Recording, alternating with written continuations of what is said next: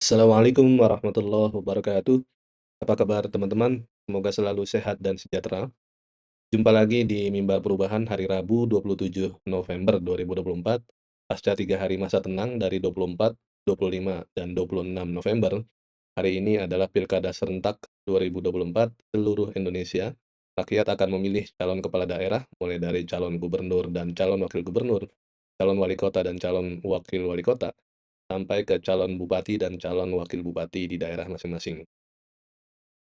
Nah, izinkan saya untuk meresume dinamika yang berkembang sejak beberapa hari yang lalu melalui sebuah tulisan dengan pendekatan film atau drama Korea yang saya tonton berjudul Artificial City atau Kota Artificial. Selamat mengikuti teman-teman. Tidak ada kemenangan tanpa kekuatan, tidak ada kekuatan tanpa persatuan. Oleh Sulungnov. Biasanya dalam sebuah drama atau film, orang baik atau jagoan selalu menang. Itu adalah pesan moralnya. Tapi tidak dengan drakor berjudul Artificial City atau Kota Artificial. Entah penulis ceritanya, dalam tanda kutip, sedang melakukan rekayasa persepsi atau perception engineering, atau justru cerminan dari sikap skeptisnya dalam melihat keadaan negerinya. Cara orang menyadarkan publik ada kalanya menggunakan fiksi, baik berupa novel maupun drama. Son Sedong selaku penulis naskah dan Jun Chang-gun selaku sutradara tampaknya berhasil menyajikan sisi gelap kekuasaan di tangan keluarga konglomerat pemilik Sun Jing Group yang mengendalikan ekonomi dan politik di Korea Selatan. Sebagai orang nomor satu di Sung Jin Group, Kim Mi-suk yang berperan sebagai Su Han-suk menyimpan catatan hitam para elit kekuasaan di perpustakaan rahasianya, mulai dari pemimpin partai hingga penegak hukum. Berbekal skandal hukum tersebut, ia mudah mendikte mereka, dan media digunakan untuk memanipulasi pikiran publik. Soo Han-suk punya dua anak, yaitu Jung Joon-il, yang diperankan oleh Kim Young-jae, sebagai wakil ketua Sung Jin, dan Jung Joon-hyuk, yang diperankan oleh Kim Kang-woo, sebagai pembawa berita ternama yang dilabeli anak di luar nikah. Jun Joon-hyuk menikah dengan Yoon Jae-hee yang diperankan oleh Park Soo-hee, direktur Space Jin, museum seni milik grup Sung Jin. Ditayangkan di JTBC pada tahun 2021, drakor yang terdiri dari 20 episode ini berakhir anti klimaks. Kisahnya bermula ketika gadis misterius bernama Kim Yi-sol yang diperankan oleh Lee Yi-dam diperkosa oleh Jung Joon-hyuk. Ia hanya ingin memperjuangkan haknya agar rumah yang didiami bersama neneknya tidak digusur sebelum mendapatkan kompensasi yang layak. Tapi petaka datang, ia malah digagahi. Seperti kata orang, hari sial tidak ada di kalender. Kim Yi-sul pun hamil di luar nikah. Pada saat yang sama, Yoon Jae-hee dapat tekanan dari bapak mertuanya agar punya keturunan. Akhirnya, Yoon Jae-hee berencana mengadopsi anak akibat selalu keguguran, tanpa sepengetahuan suami dan ayah mertuanya. Rencana ini diintai oleh Soo Han-suk, yang merekayasa anak yang dilahirkan Kim Yi-sul diadopsi oleh Yoon Jae-hee. Drama terjadi saat Jung Joon-hyuk maju sebagai capres dengan dorongan Soo Han-suk. Salah satu tujuannya untuk mengamankan aset dan perlindungan bagi grup Sung Jin dengan melahirkan produk undang-undang yang menguntungkan mereka selaku taipan bisnis. Di tengah situasi itu, Kim Yi-sul menyatakan bahwa anak yang mereka adopsi adalah anaknya. Untuk membungkam hal tersebut, Kim Yi-sul akhirnya dihabisi agar tidak memengaruhi profil Jung Joon-hyuk yang surveinya terus meroket dalam jajak pendapat calon presiden. Ini tak lepas dari sederet pencitraan dan gimmick yang digarap oleh tim kampanyenya. Situasi mulai tidak terkendali ketika Yoon Jae-hee balik arah meneruskan perjuangan Kim Yi-sul untuk melawan.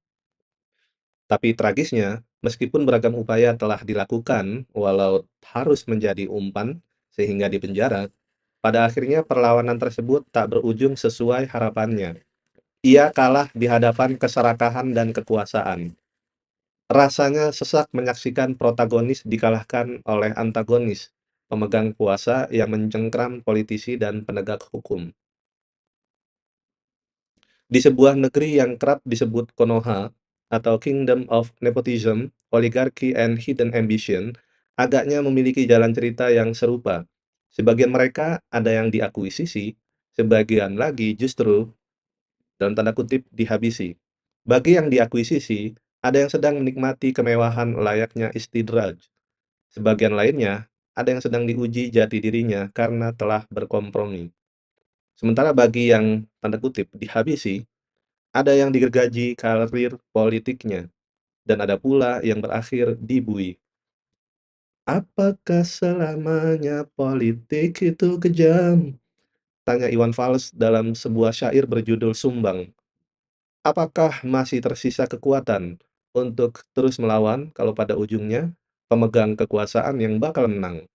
Apakah itu pesan dari Artificial City yang ingin dikirimkan? Bagaimana membayangkan ada pemimpin dalam tanda kutip garis keras gerakan keagamaan bisa berkoalisi dengan pihak yang berlaku curang dan sewenang-wenang. Sementara pada satu sisi ada sejumlah pihak yang berusaha melawan justru tidak mendapat simpati dan dukungan.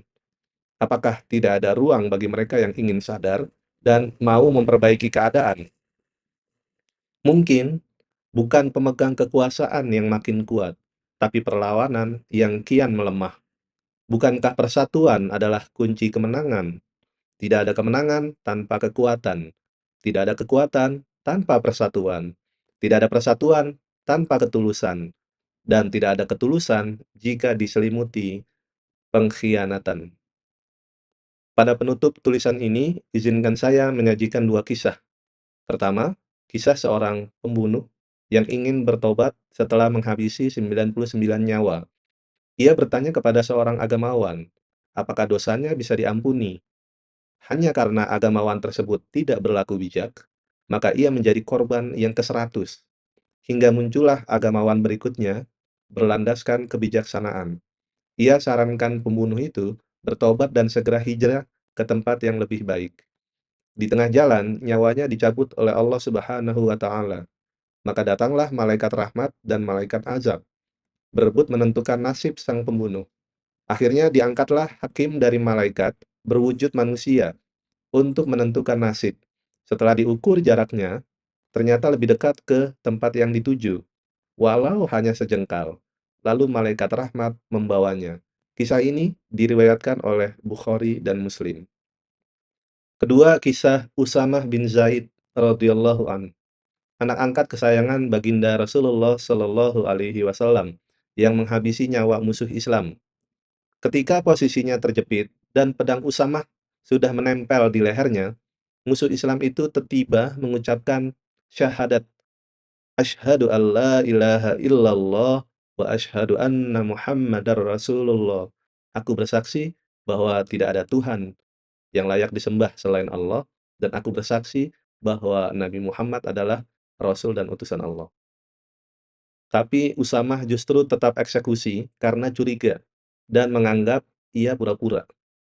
Peristiwa ini dilaporkan kepada baginda Nabi Muhammad Shallallahu alaihi wasallam yang membuatnya marah kepada anak angkat kesayangannya. Seraya berkata, "Mengapa tidak kamu robek saja hatinya agar kamu tahu apakah dia sungguh-sungguh atau berpura-pura?" Allah Subhanahu wa taala abadikan pelajaran ini dalam Al-Qur'an, surat An-Nisa ayat 94. Kita hanya menghukum apa yang tampak, dan Allah Subhanahu wa taala yang menghukum apa yang tersimpan di hati orang. Bandung, 27 November 2024. Terima kasih teman-teman. Assalamualaikum warahmatullahi wabarakatuh.